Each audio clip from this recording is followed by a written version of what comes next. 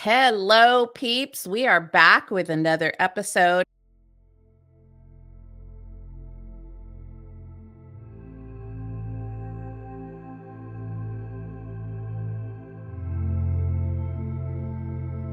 And today is going to be fun because I have Kristi Lowe here. And interestingly enough, Kristi and I met in the funnest way. We have a mutual friend, Mary Snyder, who said, you guys need to hook up and get together because we both have unmothered stories. And also Kristi's working on a project that I'm going to be able to be a part of. And so we talked. I think we fell in love in 5 minutes. We did.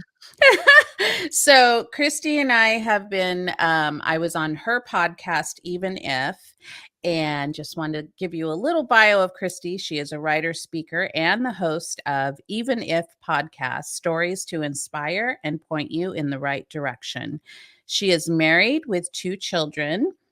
She loves to travel, and also she loves the beach, which me too, girl, me too. Yeah. And she is someone who has a beautiful unmothered story, but also loves to inspire and encourage people and point them back to the trust and love of Jesus. At the end of the day, that's really where it's all about. And so Kristi, welcome in. So Thank glad I you. get to interview you today. I was on your podcast and I really wanted you to just start with your story. I know a little bit about your story, and I would love for you to share with our audience, like how you grew up with your mom, the relationship growing up with her. Yeah, sure. Well, thank you for having me. I am so glad to be here and just share with your listener family. You know, the interesting thing when you go on a podcast like this is it's called the Unmothered Podcast. So we're all in good company. If you're listening to this, you are going to have a story of some sort. And so I feel like I'm at home with people that are my people, if that makes sense. Totally. You know, I was thinking about how to share my story with you guys and just kind of bring you into it, because as most of you are going to know, I mean, there is no story of mothers and daughters that is not complicated. Am I right? Yeah, totally right. Right. Mother, and it's just hard. Moms and daughters are hard. But the interesting thing that I think kind of the I'll stop stuttering here in a second. But the thing about la la la, La, la. la la la. The thing about my story, I think that kind of was different than what many people experienced, is that as a child, as a young person, my mom provided for my basic needs. We were always fed, clothed, we had shelter. In fact, it was actually that part of us that we made everything look really good on the outside. My mom was very much taught us that, you know, whatever was going on behind closed doors, outward facing, it looked good. We put our best foot forward. She taught us to always make it look like everything was fine. And to a certain extent, that's something that you have to teach your children in a healthy regard, not at the expense of what is healthy and true and honest. But behind closed doors was an entirely different story. And my mom was not behind closed doors the person that everybody else saw. And so as a child, even though my needs were being met, physical needs were being met, there was a big emotional gap between what we were showing everybody and what we were actually experiencing. And so what I know now, you know, you don't know this whenever you're a young person, but my mom was in the beginnings of mental illness that was eroding her life and her emotional stability. And, you know, I like to call it the garden variety crazy people that you're like, oh, she's crazy. You know, everyone has that crazy Uncle Tom. Everybody does. But and if that had just been it, I Yeah, would not be here, and I would not be sharing a story about my mom.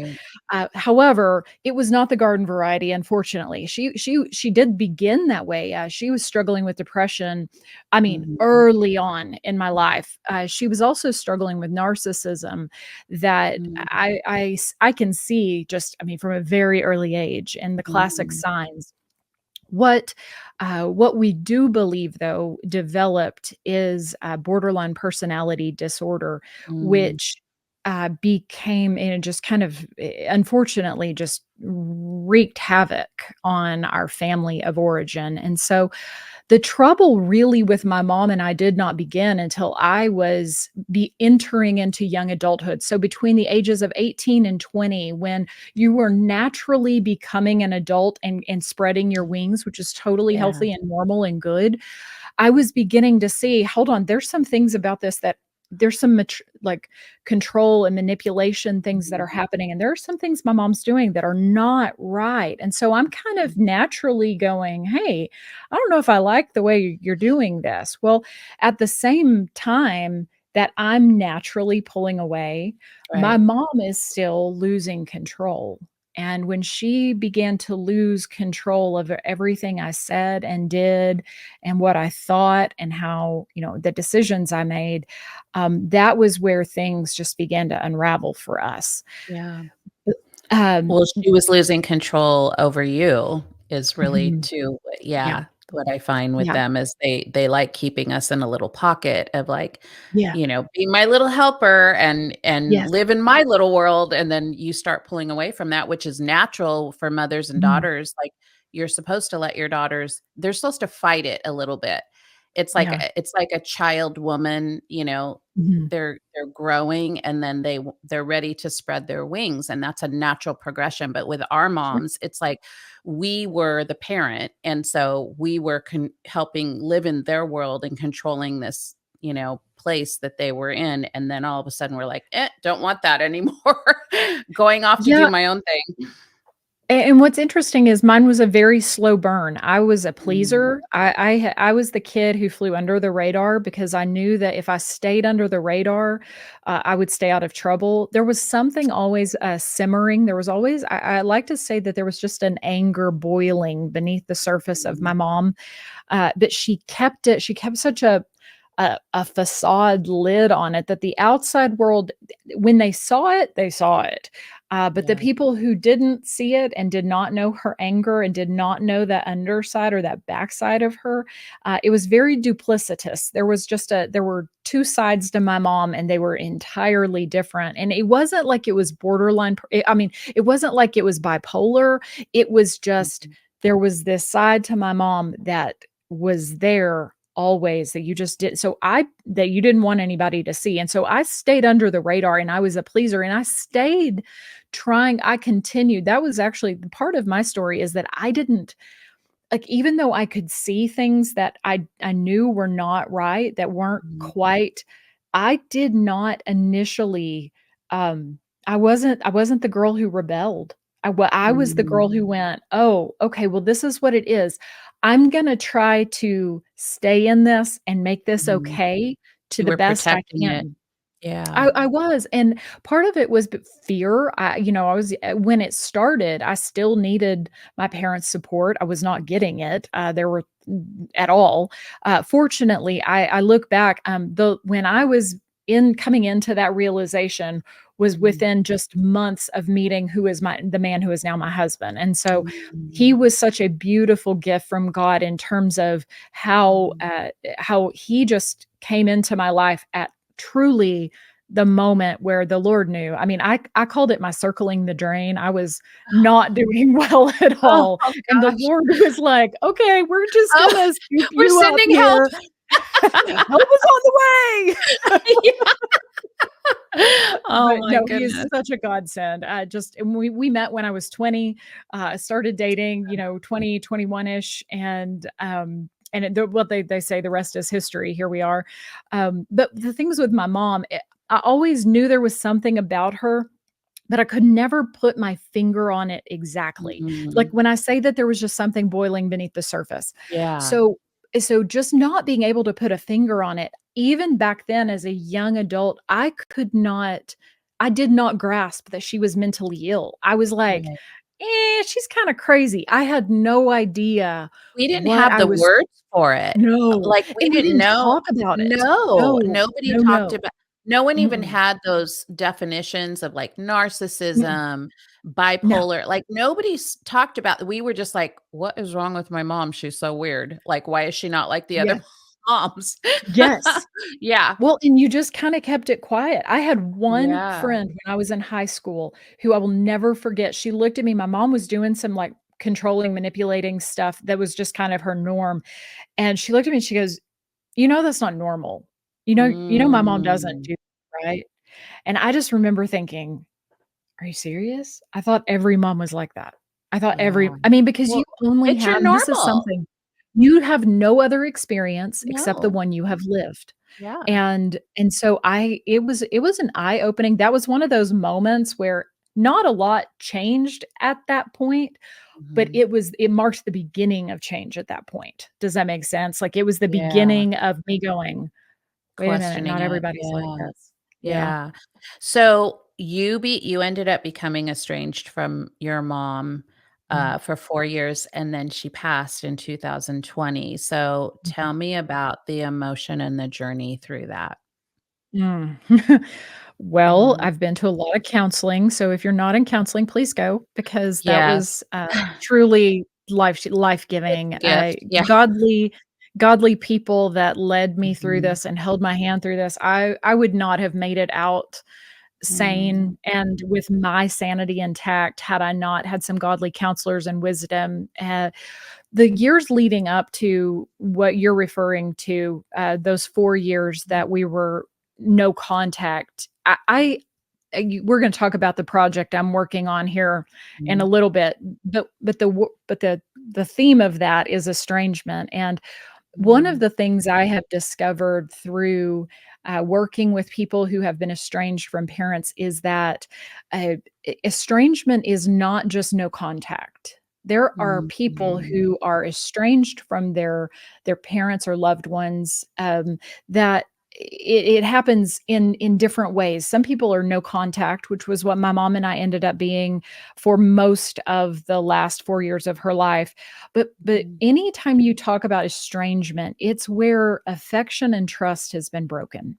And Mm. when you have a breaking of trust and affection, there is a divide between you in that relationship. And Yeah. that even if you see these people at a family function or you Mhm. go to their home and you stay in quote unquote relationship with them, you are estranged. You are Yes. not in an affectionate place, and so Right.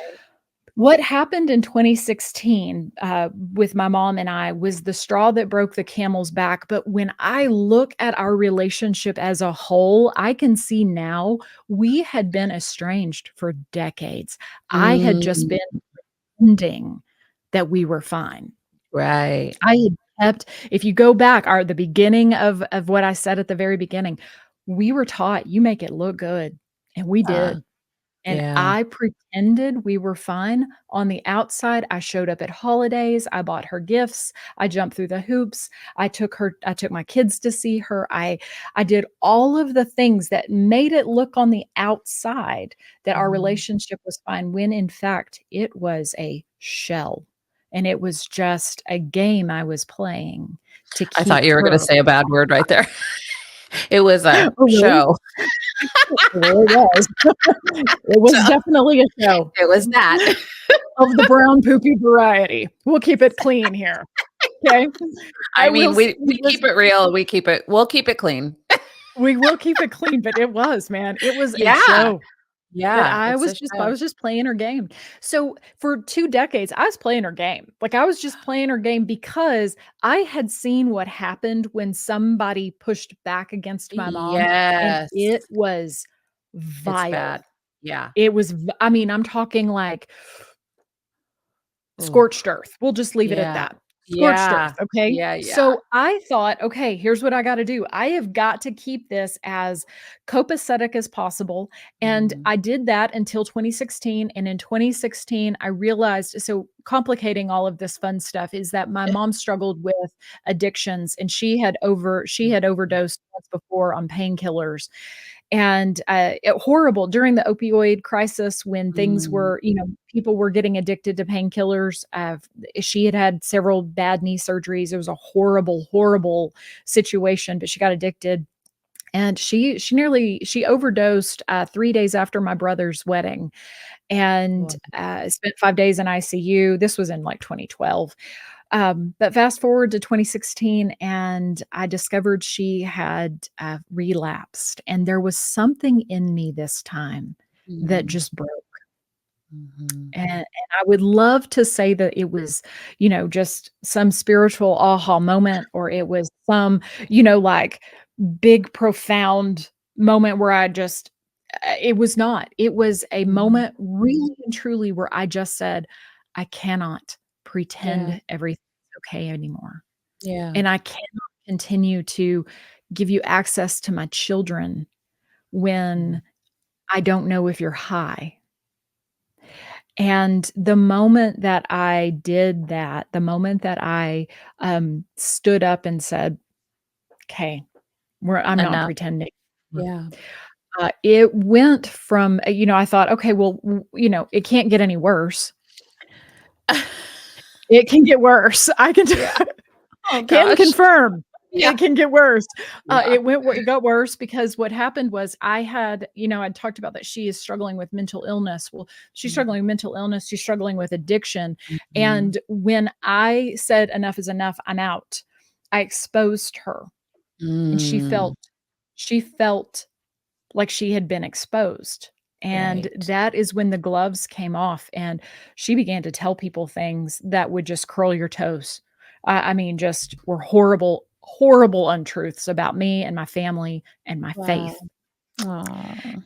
and, I don't know how far you want me to go into this, but I had people showing up at my door, thinking I was in an abusive marriage and that I was Oh. in a religious cult, and that I worshiped my husband as Jesus, not Jesus. Mm. It was awful, awful, awful.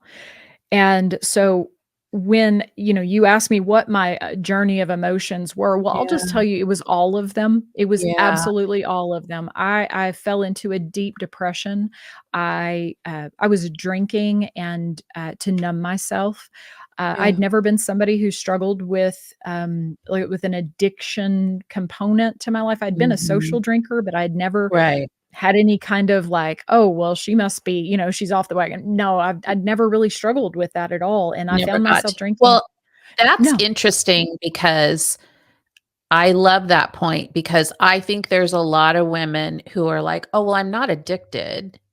But Mm. then there's a component where you're teetering on the edge, right? Mhm. You're Yeah, oh, you yeah. you are requiring yourself to numb out with whatever it is, could Yeah. be alcohol, could be prescription pills, Oh, yeah. it could be overeating, right? It's like there's a Yeah. place where you numb out because you're not naming that harm that's been done to you. And so I love that you Mhm. say that because it's like you could be over drinking on Mhm. days, not being full blown alcoholic, but there's a Yeah. component there that it's like one little switch, you're just numbing out to like what is really going on inside. And and I don't think it matters how much somebody is drinking. That could be 1 glass of wine, but if it's 1 Mhm. glass of wine you're using as a way to Yes. keep yourself from feeling the feelings Yes.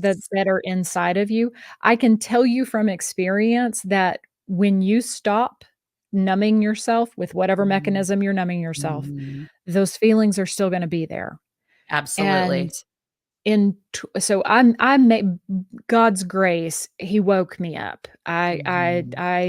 I spent 2 years, just absolutely having 0. I woke up one day and I was like, "Huh," or on New Year's Day of 2018, and I went, I wonder what it would be like if I went a whole year and did not have any alcohol whatsoever. And it was Yeah. more of a challenge to myself because I Yeah. knew what I was doing. I knew I was numbing Yeah. myself. I remember writing in my journal, I am doing this because I don't want to feel what Mm. I'm feeling. And it Oh, wasn't addictive. It was yeah. not, it wasn't that I woke up every morning and went, oh, I have to have a drink. It Yeah. was never Right. that. Not like It that. was, Yeah.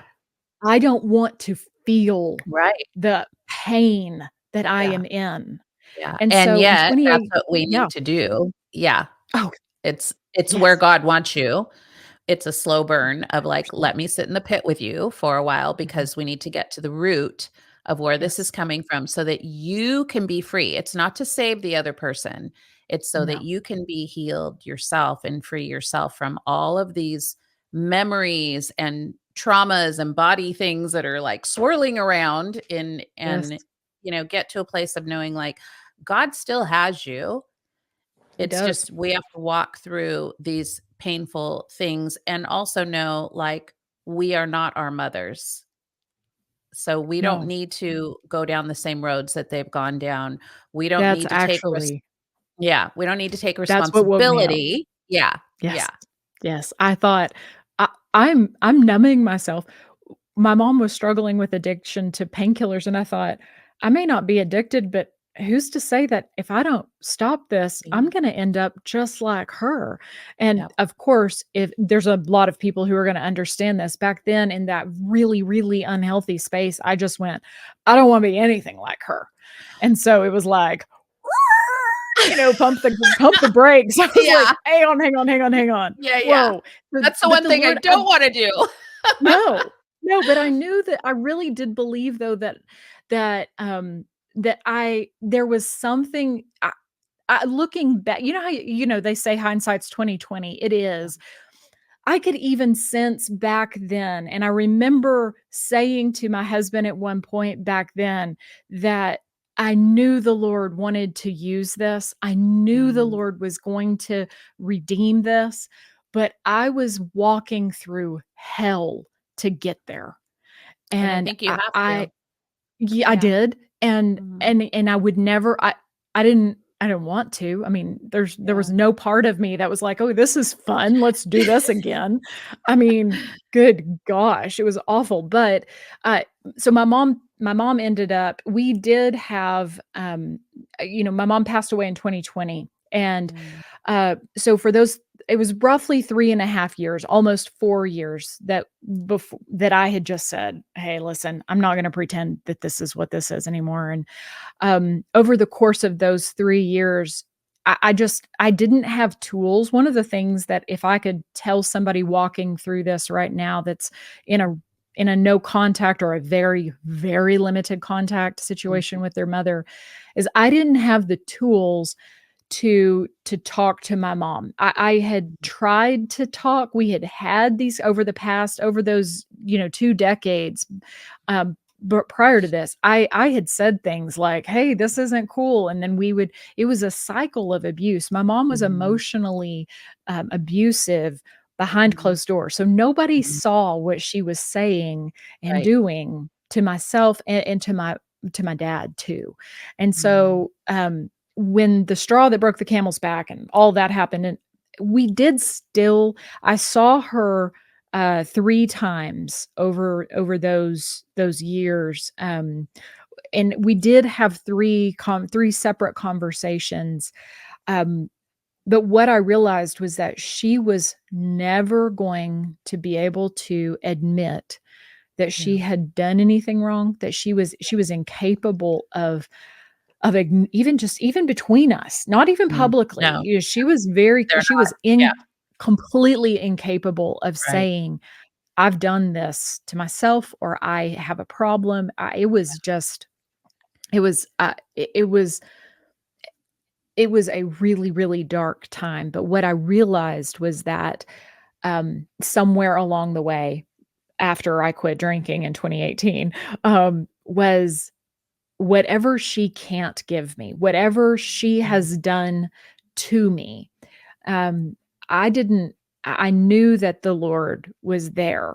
That was one of the things, like, I never really rejected him. I don't know if yeah. you wanna go down this wrote or not. Um, Absolutely.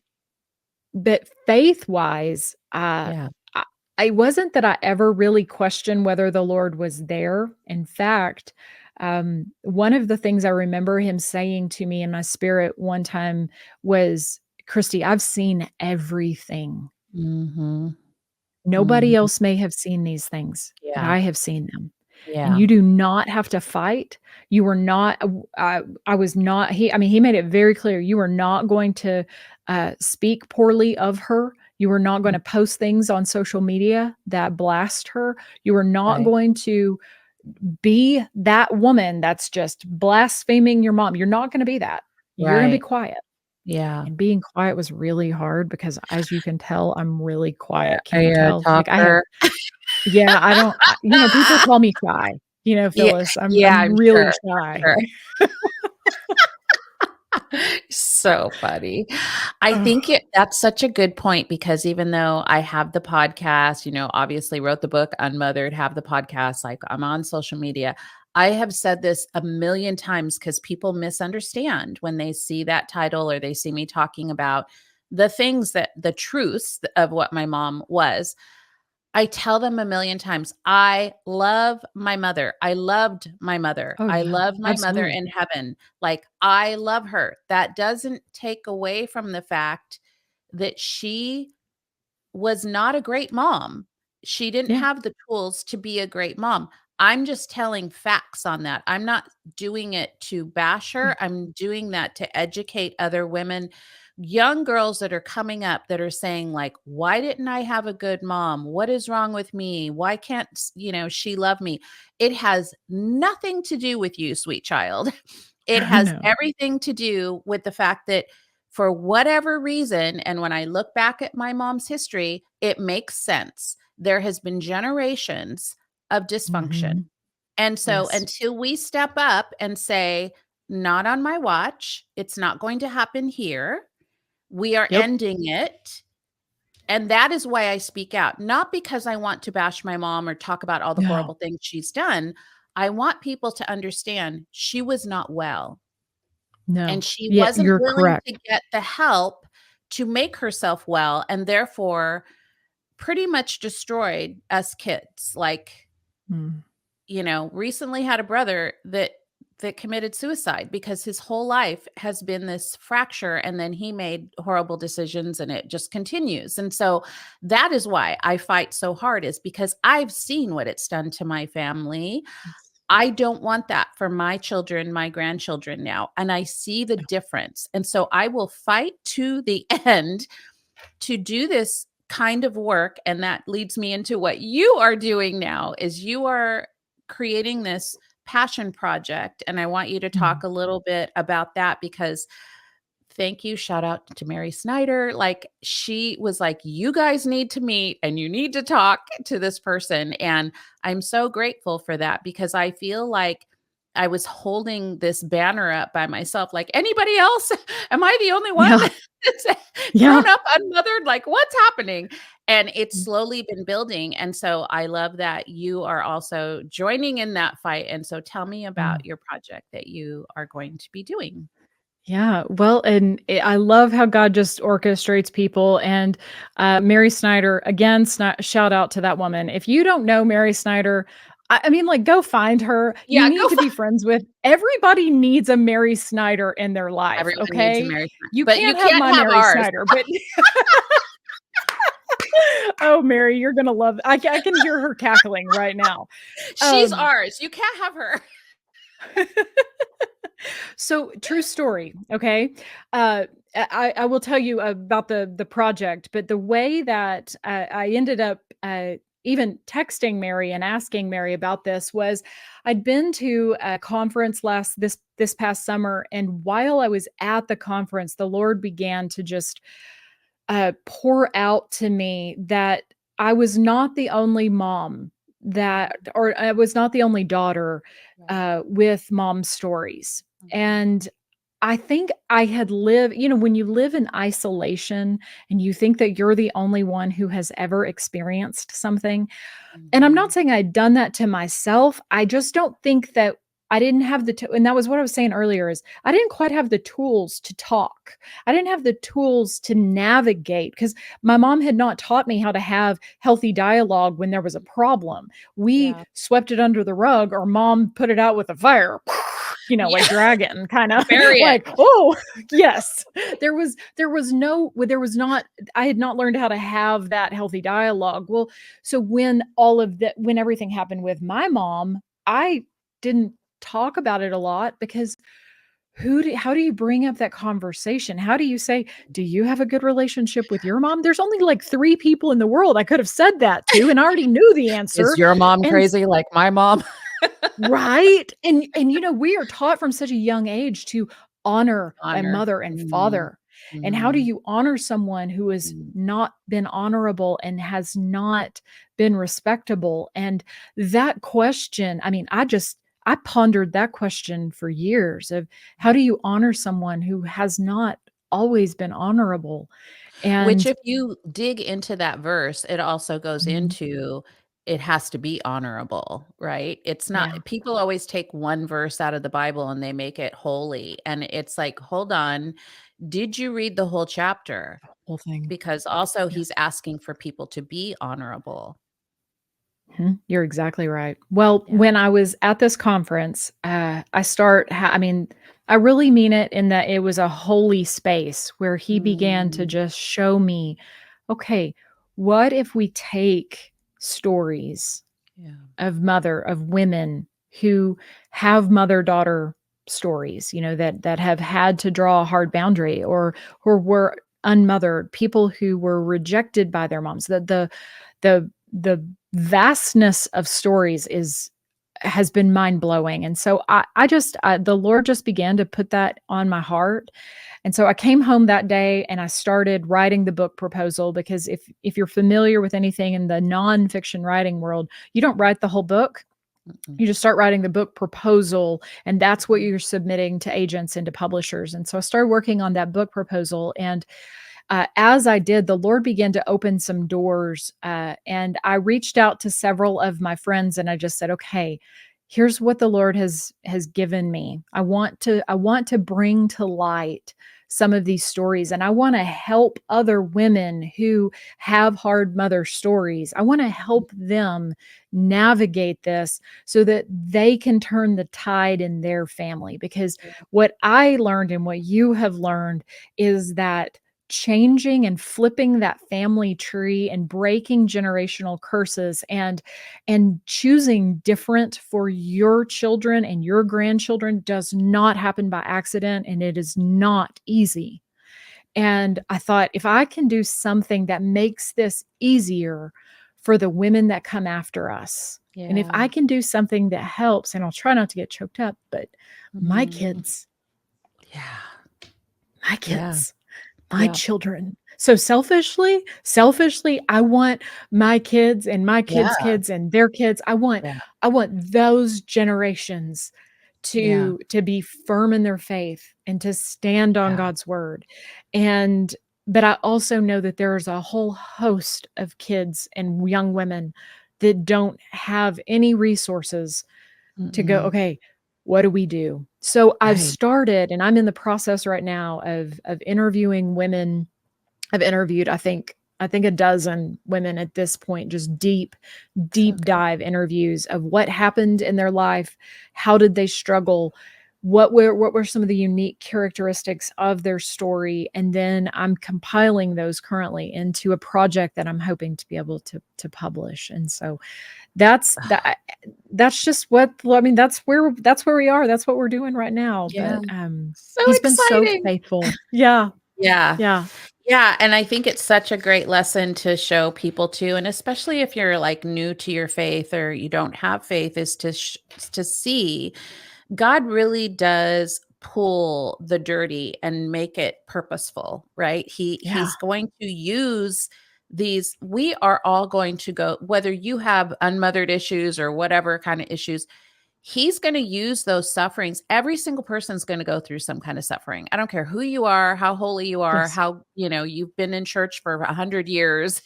and, grown up in the church and you're so blessed and everything, there is going to be struggle. That Yeah. is clear in the Bible with John every 16, story that we 3. see. Yeah. Yeah, We're he's real going to clear. have struggles and he will be with you. But what I've also learned through talking with other women in my story is that he will use that struggle for something beautiful. He will turn it around. If you follow him and if you walk the path that he's showing you, it's Yes. not going to be easy. There will be stumbling along the way. But I just know, like, the more I've dug into who God is and the journey he has for us, and everybody is unique in that journey, he will Mhm. take those crazy, awful things and make it into something that is useful. So nothing Yes. is wasted. And I love this. I love you. I love this story and I love this project that we are on this journey. I'm rooting for you 100%. I Oh, will you have been partner with so you. well, and you've just been such a gracious you opened when you were one of the first people that I got to interview, and I remember just getting off of that conversation on Zoom and I just went, "Lord, I'm not the only one." Yeah. And being reminded, you really infused my faith to keep going, Yeah. because I know what it's like to be going through the emotions. I know what it's like to hit rock bottom in depression. I know what it's like to just, to think that it's never going to be any different. Right. And and so thank you for you just really infused my faith and really gave me the courage to go, okay, I can do this. Okay, it's scary, man. It is scary. Yeah. And It's a scary and world out there. and the trolls In are the writing room. real, y'all. The trolls Yeah. are real. Yeah. And We just so we I'm just just block them. It's fine. you just block them. You know what? I don't want to block the trolls because they need Jesus too. Just like, I just don't want to okay. listen to them. I'm like, okay, great. I keep them on Yeah. for about 3 little sessions, and when they keep coming after me, I'm like, "Okay, you're gone. Bye." I Yeah. have a saying, go, "There's the digital drawer. You can go through There's that." a digital drawer you can go. I love Fine. that. So, anyway, great conversation. I could talk to you all day long. I am praying that there is such good nuggets in this conversation through this episode. And so, peeps, I hope that you pull something from that. Please follow Kristi, follow along our journey. I'm sure we'll probably do another one as time gets closer Oh, yeah. once the book starts getting out there. And also listen in on her podcast, Even If Podcast with Kristi Lowe. We'll have all the show notes down below. And until next time, we'll see you later, peeps.